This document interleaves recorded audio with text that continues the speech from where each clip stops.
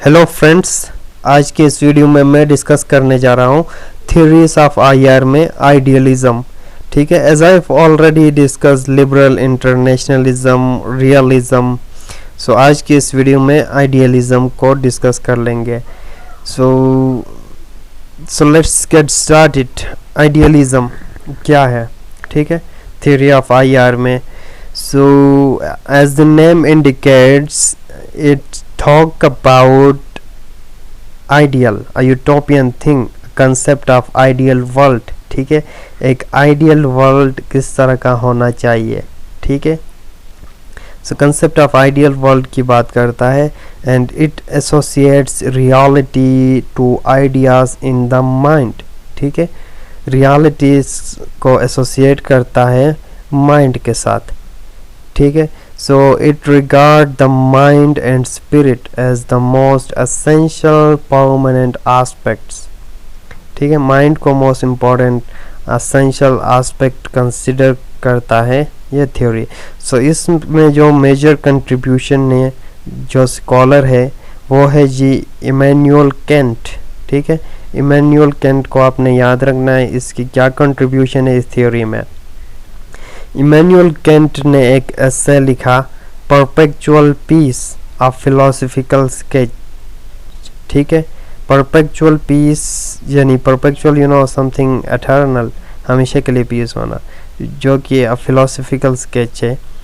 Perpetual peace of philosophical sketch अपने essay में ये क्या कहते हैं, अपने एसे में वो डिस्कस करते हैं आइडियलिज्म को। He give the idea of new world order, new world order की बात करते हैं which is based on the perpetual peace. कह रहा है कि वर्ल्ड में, दुनिया में एक ऐसा वर्ल्ड ऑर्डर आ जाए जो कि इंश्योर करे perpetual peace, eternal peace, long lasting peace. ठीक है, so he accepted the realist behaviour of the state. States के रियलिस्ट बिहेवियर को वो एक्सेप्ट करता है। स्टेट के रियलिस्ट बिहेवियर क्या है? रियलिज्म में हमने डिस्कस किया हुआ था कि स्टेट जो है सेल्फ इंटरेस्ट को देखते हैं, रियलिस्ट बिहेवियर उनका तो यही होता है। ठीक है, but he believes that peaceful world order, फिर इसके बावजूद कह रहा है कि पीसफुल वर्ल्ड ऑर्डर मेंटेन किया जा सकता है, अचीव किया जा सकता है। Right, how? By following certain principles, कुछ प्रिंसिपल्स को अपना के। ठीक है, ये भी वुड्रो विल्सन के लिबरलिज्म को, इंटरनेशनल लिबरलिज्म को सपोर्ट करता है। लिबरल इंटरनेशनलिज्म भी तो पीस की बात करता है। सो ये थ्योरीज एक दूसरे को सपोर्ट करते हैं एंड सो इस थ्योरी के 2 सेक्शंस है।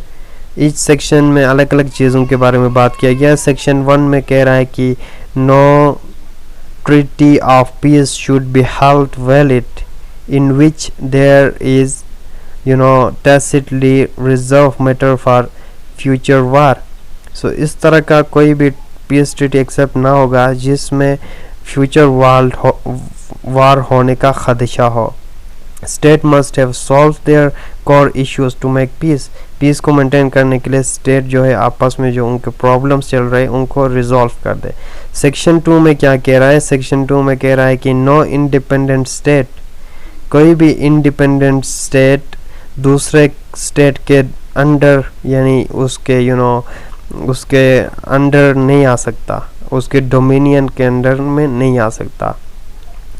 एज यू आपने देखा होगा, ऑब्वियसली एक स्टेट दूसरे स्टेट को एक्सेप्ट नहीं करता, उसकी डोमिनेंस को एक्सेप्ट नहीं करता है, चाहे वो स्टेट कितना भी वीक क्यों ना हो, वो उसके अगेंस्ट फाइट करता है।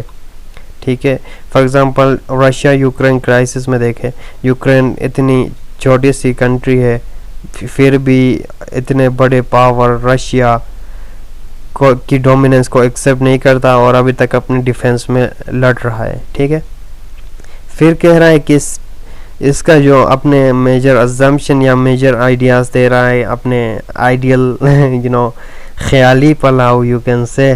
कह रहा है कि standing armies shall in time be totally abolish. हमारी जो स्टैंडिंग आर्मी है, फ्यूचर वर्ल्ड ऑर्डर इस तरह का आ जाए, कह रहा है कि जिसमें स्टैंडिंग आर्मी की ज़रूरत ही ना हो, बिकॉज पीस रहेगी तो ऑब्वियसली इन आर्मी की हमें क्या ज़रूरत, ये आर्मी इसीलिए तो है ना, वार होती है, एक दूसरे से हम लोग लड़ते हैं, अगर लड़ाई ना होगी तो आर्मीज़ की क्या ज़रूरत।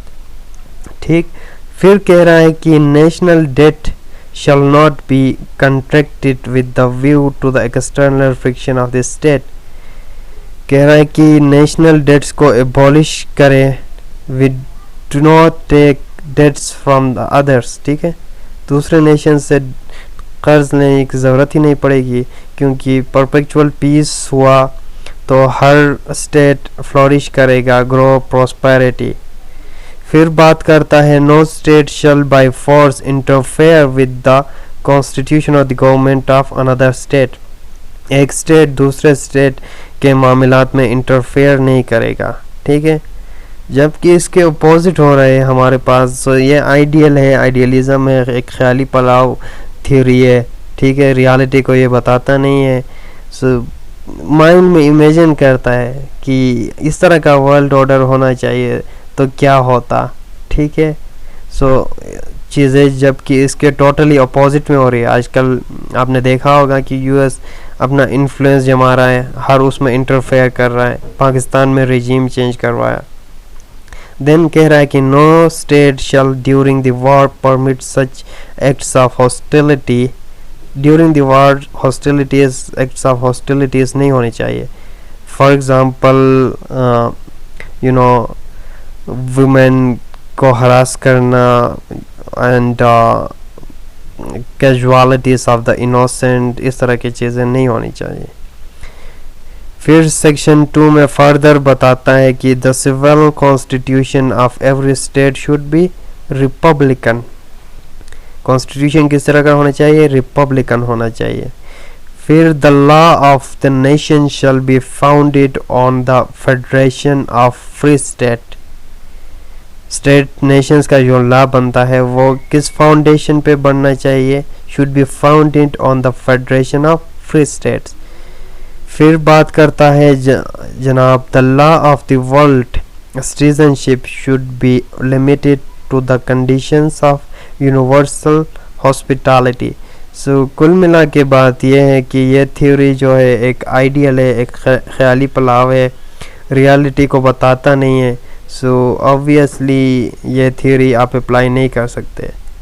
ठीक है, सो अगली वीडियो में हम डिस्कस करेंगे hegemonic stability theory. So thank you for watching. I will provide you the notes link in the description.